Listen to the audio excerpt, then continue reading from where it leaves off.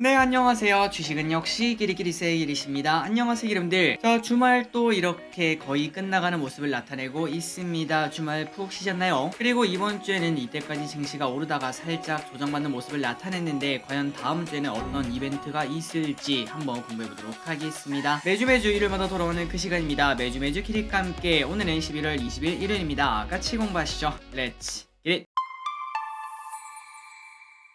자, 이 영상은 이렇게 네 가지로 나눠져 있습니다. 첫 번째는 이번 주 증시 흐름을 정리를 해보도록 하고, 그리고 두 번째는 이번 주 매도 및 연기금 외국인 매수 상위 종목을 보도록 하겠습니다. 세 번째로는 이번 주에 큼지막한 뉴스를 복습을 해보도록 하고, 마지막으로 다음 주에 있을 큼지막한 뉴스를 예습을 해보도록 하겠습니다. 알고 계셨나요? 이 영상은 이제 매주 주말에 올라올 예정입니다. 위 네 가지를 정말 심플하게 다룰 예정이며 한 주를 정리하고 다음 주를 간단하게 준비한다는 느낌입니다. 그러니까 그냥 편할 때 10분 정도 시간에서 들으시면 될 것 같아요. 그럼 바로 공부하도록 하겠습니다. 그리고 좋아요는 사람입니다. 감사합니다. 첫 번째 소식입니다. 어제 로또 결과가 발표가 되었는데 깜짝 놀랄만한 이야기가 나왔죠. 경북 칠곡에서 수동 당첨이 7명이 나왔다고 합니다. 그것도 한 지점에서요. 그러니까 매우 높은 확률로 동일인이 샀다라고 말할 수 있겠죠. 그런데 우리가 여기서 보면은 조금 의아하긴 합니다. 아니 길이 근데 뭐 5개면 5개는 뭐 가능할 것 같아. 근데 왜 7개야? 라는 생각을 했는데, 물론 이거는 찌라시라고 해야 될지 모르겠지만 뭐 소문입니다. 소문으로 봤을 때는 한 회사에서 부장님이 로또를 똑같은 번호로 7장을 사가지고 팀원들한테 나눠줬다고 해요. 그런데 그게 당첨이 돼버린 거죠. 만약에 이게 진짜라면은 지금 그 7명은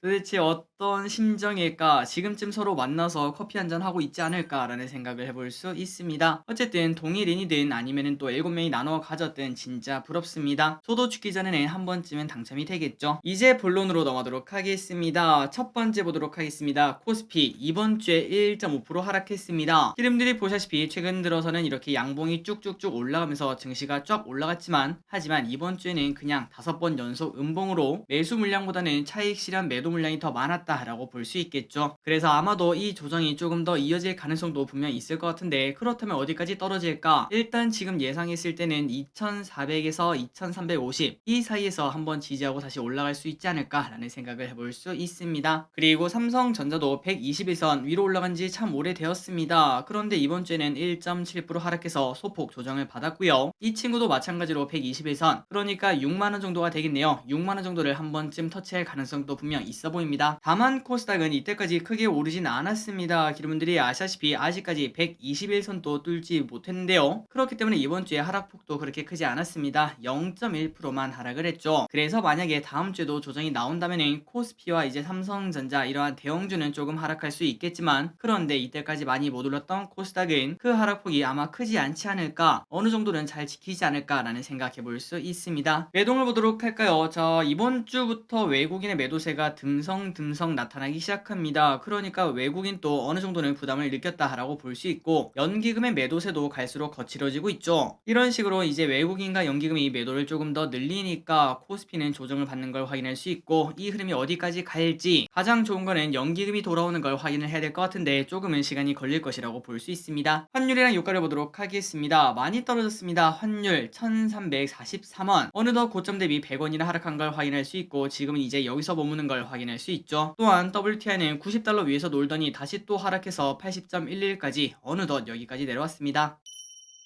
최근 6개월간 선물 차트를 보도록 할게요. 자, 파란색 진한 선이 외국인 매수인데 아직까지 뚜렷한 상승 추세는 나타나고 있지 않습니다. 그렇기 때문에 추세적인 상승을 기대하기는 아직은 조금 어렵다라고 볼 수 있고, 다음으로 옵션을 보면은 이게 좀 거슬리죠. 분명 5월달부터 10월달까지는 콜옵션을 크게 늘리면서 증시가 곧 반등할 거다라는 예측을 한번 하게 해줬지만, 하지만 10월 중순에 딱 고점을 찍고, 그러니까 딱 한 달 전입니다. 그때부터는 증시가 오를 때마다 콜옵션을 대량 매도하는 걸 체크할 수 있습니다. 그러니까 외국인은 더 이상 상승하기는 아마도 어렵지 않겠나 라고 예측을 한다는 거겠죠. 다만 그 반면 그렇다면 코스피 다시 급락하는 거 아닙니까 라고 볼 수 있지만, 풋옵션을 봤을 때 그런 것 같지는 않습니다. 물론 이것만 보고 100% 맞다 라고 말할 수는 없겠지만, 어느 정도만 참고만 하자면은 혹시나 이제 코스피가 또다시 전 저점 깨고 내려간다 이러한 예측이 나왔고 외국인이 그쪽을 원한다면은 풋옵션을 다시 매수를 했을 거라고 볼 수 있겠죠. 증시 하락에 충분히 베팅할 수 있습니다. 하지만 풋옵션은 큰 움직임이 없고 그냥 계속적으로 매도를 진행하는 걸 봤을 때 아마도 박스권을 원하지 않겠나. 그러니까 콜옵션을 최근 들어 매도한 이유는 이때까지 많이 올랐으니까 더 이상 오르진 않겠다, 그냥 상단에 캡을 치웠다 정도로만 보시면 될 것 같습니다. 그러니까 이것만 보자면 박스권을 예상을 한다는 거겠죠. 금요일날 미국 시장은 어떻게 되는지 보도록 하겠습니다. 상승 마감한 걸 체크할 수 있습니다. 다우 0.6% 상승, 나스닥, 버학권, S&P 500 0.5% 상승. 장 중반에는 전부 다 파란불을 킨 적이 조금씩 있었어요. 그런데 다시 또 상승해서 한 주의 마무리를 깔끔하게 하는 걸 체크할 수 있습니다. 그렇다면 미국에서 이러한 눈치 보기가 나온 이유가 뭔가 봤더니 최근 들어 증시가 조금 오르긴 올랐죠. 그런데 그 와중에 블러드가 금리가 7%까지도 충분히 오를 수 있습니다, 이러한 발언을 했었죠. 거기에 대한 부담감을 지금 현재 시장은 소화 중이라고 볼 수 있다고 합니다. 솔직히 예전에 블러더가 이렇게 말했다면 증시는 한 3% 4% 하락을 했겠죠. 하지만 이제는 그렇게 하락하지 않고 오히려 오르는 걸 봤을 때 지속적으로 말씀드렸다시피 이제는 금리는 더 이상의 큰 악재가 아닐 수 있다라고 볼 수 있습니다. 다만 이 와중에 증시가 크게 흔들릴 가능성을 한번 보자면은 CPI가 꺾인 모습이 나타나지 않고 다시 상승을 했을 때 그 부분은 큰 문제가 될 수 있겠죠. 또한 그거보다 더 끔찍한 거는 바로 이겁니다. CPI가 너무 많이 꺾였을 때, 아니 길이 그 CPI가 많이 꺾이면은 그 인플레가 잡힌다는 거잖아. 그럼 매우 좋은 거 아니야? 라고 볼 수 있겠지만 CPI가 급속도로 꺾인다는 소리는 결국은 경기 침체가 코앞 아니냐, 이러한 이야기도 분명 나올 수 있습니다. 그렇다면 우리가 지금 가장 무서워하는 경기 침체발 급락, 이게 나타날 수밖에 없겠죠. 고로 모든 지표는 그냥 급하게 움직이는 것보다는 조금 느리더라도 안정감 있게 그렇게 움직이는 게 가장 좋은 것 같습니다. 다음으로 미국 10년물 금리를 보도록 하겠습니다. 3.8까지 하락한 걸 체크할 수 있습니다. 달러 인덱스는 많이 떨어졌죠. 여기까지 하락한 걸 볼 수 있는데 이 친구도 최근 들어 많이 급락을 했습니다. 이런 것들이 가장 안 좋죠. 뭐든 급락이 있으면 다시 또 되돌림이 있기 때문에 한 번 더 환율이 올라갈 확률도 분명 있다고 볼 수 있습니다. 비트코인을 보도록 하겠습니다. 주말 사이에는 큰 움직임이 없습니다. 안정감을 조금 찾아내고 있네요. 그래서 코스피는 아마도 월요일날 소폭 상승하고, 그러니까 보합권 정도로 상승하고 시작을 할 것 같습니다. 이번 주 증시 전망을 보도록 하겠습니다. 최근 상승하던 증시가 살짝 조정에 들어갔습니다. 이 조정이 아마도 이어질 것으로 보이는 가운데 블랙 프라이데이가 중요하다고 하는데요. 여기서 미국의 소비를 예상을 해볼 수 있다고 합니다. 만약에 여기서 소비가 꺾였다, 그러면은 경기 침체 걱정 분명 나올 수 있다고 볼 수 있겠죠. 이제부터 우리에게 남은 악재는 딱 하나밖에 없습니다. 경기 침체, 이거를 계속 봐야 될 것 같습니다. 다음으로 23일에는 FMC 의사록이 공개가 되는데 혹시나 이상한 소리가 나오진 않을지 예상을 해봐되며, 그러나 진짜 큰 소식이 아닌 이상 시장의 영향은 적을 것으로 보입니다. 그러니 팀들 이번 주는 그냥 증시가 좀 재미없겠구나, 개별 종목만 움직이겠구나 라는 생각을 하시면 좋을 것 같고, 또한 이번 주부터는 올림픽 기간 아니겠습니까? 증시는 12월 산타 랠리를 위해서 한 주 정도 쉰다고 생각하고 11월 마무리를 그냥 깔끔하게 하시면 될 것 같습니다. 다만 이 와중에 지난주에 선방했던 섹터가 몇 개 있어요. 예를 들면은 친환경, 건설기계, 철강, 로봇, 이런 기업들의 추가 상승이 나타날지 이 부분은 관심 있게 보시면 좋을 것 같습니다. 다음으로 이번 주 외국인과 연기금 픽을 보도록 하겠습니다. 둘 다 매도세를 조금 늘리고 있죠. 이 와중에 뭘 샀는지는 중요할 것 같습니다. 연기금입니다. 포스코홀딩스, 삼성바이오로직스, NC소프트,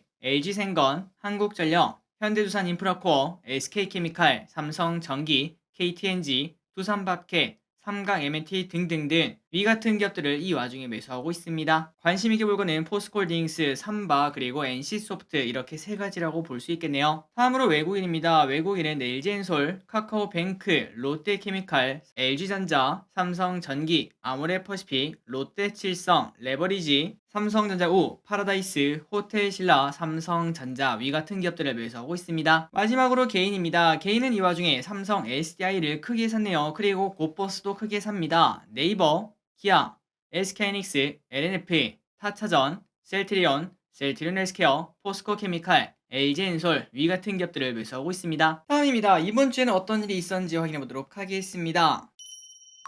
월요일입니다. 한미일 정상회담이 있었는데 거기서 IRA 논의가 나왔다고 합니다. 그래서 현대차, 기아가 소폭 상승하는 모습을 나타내는데 그 흐름 계속 나왔으면 좋겠습니다. 중국에서 부동산 살리기를 시작했다고 합니다. 부동산 구제를 위한 16개의 조치를 발표했다고 하는데 이 부분은 우리가 지속적으로 기대를 해볼 수 있겠죠. 그래서 지속적으로 철강, 건설기계, 해운 여기에 대해서 우리가 관심 있게 볼 필요가 있다고 생각합니다. 이 흐름은 내년 초반까지도 이어질 수 있겠죠. 화요일입니다. 가장 뜨거운 뉴스는 바로 이거였죠. 워렌 버핏이 TSMC를 매수했습니다. 무려 5조 4천억이나 3분기에 샀다고 하는데, 그런데 지금 딱 생각해봐도 4분기에도 살 거라고 볼 수 있겠죠. 최근 들어 많이 하락한 반도체를 워렌 버핏은 픽한 것으로 보이기 때문에 이 부분은 우리가 관심 있게 보고 우리의 포트폴리오도 반영을 해야 될 것 같습니다. 수요일입니다. PPI가 나왔는데 PPI가 둔화된 모습이 나왔습니다. 인플레가 잡히고 있다라고 볼 수 있겠죠. 그런데 그 와중에 우리나라 증시는 하락하는 흐름이 나타났었는데, 그때 바로 폴란드에 미사일이 하나 떨어졌습니다. 그때 당시에는 누가 쏜지 몰랐고 이걸 러시아 거 아니냐 이런 얘기가 나왔었지만, 그런데 지금은 아마도 우크라 거 같다라는 결과가 나온 걸 확인할 수 있죠. 큰 전쟁으로 번지진 않은 것 같습니다. 목요일입니다. 마이크론에서 감산 소식이 나오면서 마이크론 주가가 크게 하락하고 하이닉스도 장 초반에 10%나 급락하는 모습을 나타냈었습니다. 이 뉴스도 가장 큰 뉴스 중 하나였죠. 블러드가 이런 얘기를 했습니다. 금리 7%까지도 가능하다. 최소는 5.25%다. 이렇게 이야기를 했기 때문에 증시는 살짝 흔들리는 걸 체크할 수 있습니다. 마지막입니다. 다음 주 주일장 보고 마무리해보도록 하겠습니다. 월요일입니다. 카타르 월드컵이 개최가 됩니다. 1차 경제개발 5개년 계획 60주년 행사가 시작된다고 합니다. 유튜브 프리미어 가정요금의 가격 인상이 나타난다고 합니다. 한국에서는 시행되고 있지 않은 그런 요금제지만 전 세계적으로 오른다고 합니다. 화요일입니다. 일동제약과 시오노기 제약의 치료제가 일본 긴급 사용 승인 회의가 개최가 된다고 합니다. 이 결과에 따라서 일동제약의 주가 흐름이 결정이 된다고 볼 수 있겠네요. 수요일입니다. FOMC 의사록이 공개가 됩니다. 일본 증시가 휴장입니다. 11월 BSI, ESI가 발표가 됩니다. 한국, 영국 원자력 발전 협력 국제 세미나가 있습니다. 원자력 관련주가 어떻게 움직일지 관심 있게 보도록 하겠습니다. 목요일입니다. 금통위가 열립니다. 베이비 스텝 0.25% 인상 가능성이 있다고 합니다. 10월 생산자 물가지수가 발표가 됩니다. 화물연대가 총파업을 진행을 한다고 합니다. 이렇게 파업한 이유는 안전 운임제 때문에 여전히 시끄럽다고 합니다. 그리고 목요일날 이날입니다. 한국 대 우루과이, 우루과이 대 한국, 과연 누가 이길지. 저 기릿은 정말 놀랍게도 1대0으로 승리를 한번 예상을 해보도록 하겠습니다. 금요일입니다. 미국 증시가 조기 폐장이 됩니다. 블랙 프라이데이가 예정되어 있습니다. 이때 미국 소비자들의 구매력을 확인할 수 있을 것 같습니다. 토요일입니다. 한국 GM 부평 2공장 가동 중단을 한다고 합니다. 말리부와 트랙스를 생산하는 곳인데 단종으로 가동 중단이 된다고 합니다. 다다음 주에는 이러한 계획이 있습니다. 많은 그룹이 컴백을 하고 그 다음에 배터리 코리아, 사이버 먼데이,